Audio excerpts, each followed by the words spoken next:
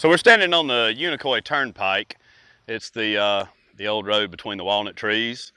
And the road was originally built by a man named Mr. Wiley, who had fought in the Revolutionary War and had settled an area called Tugelo Town, which is now Travelers Rest. So in the early days of the road, it was a toll road, and Mr. Wiley built it from Travelers Rest to almost Lenoir City, Tennessee, which was really Maryville. But he charged a price to travel the road, and he had 4 inns on the road as well, and he charged for a night's stay. And originally it went behind the house, so this is not the original path of the road. It was more over on the other side of the house, but when the house was constructed, the lady of the house, Miss Kate Nichols, decided that she didn't want the road going behind the house, so they relocated it to the front.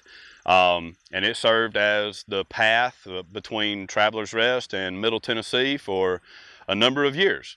And it's very rich in history. The walnut trees that you see here, a couple of them date back to the construction of the house, but most of them are descendants from the original walnut trees. The house was constructed in 1870 and the road was here already.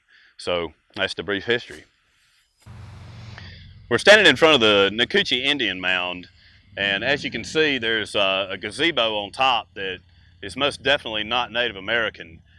We get a lot of questions about that gazebo being on a very historic, very important ceremonial Indian mound, but the gazebo actually saved it. So there were a number of mounds in the valley that were not as tall as the one that we see across the road here, which is actually 40 feet high.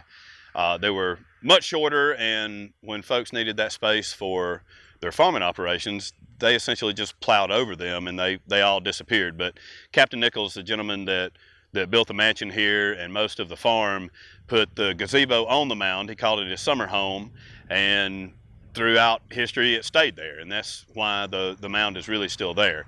So the mound is a burial mound. This was a giant Cherokee village for hundreds of years, but the mound actually predates the Cherokee by a couple of thousand years. So it was built by the Mississippian mound builders, the same group of individuals that built a lot of the Indian mounds that are in the Midwest, and also here in Georgia, Kokomoki Indian mounds and Etowah Indian mounds were all constructed by the same group of Native Americans. There are also a couple of other mounds that are still in the valley that you can't see. The one that we do see here, that is one of our most photographed places in the state, is a burial mound. It was excavated in 1915 by the Hay Foundation, which was an offshoot of the Smithsonian Institute, and a number of artifacts were collected out of that mound, as well as some human remains were discovered there. But the Cherokee village that came after the Mississippian mound builders not only encompassed what you see here in the Noguchi Valley, it also had quite a bit of real estate that was in Saltee Valley, as well as the Dukes Creek watershed. So this was just a small portion, and the Cherokee used it for a ceremonial mound, as the same as the Mississippian mound builders did. And also the other couple of mounds that are in the valley, one of them would have been the lodge site for the peace chief for the Cherokee, and the other one would have been the lodge site for the war chief of the Cherokee. But we've preserved it now.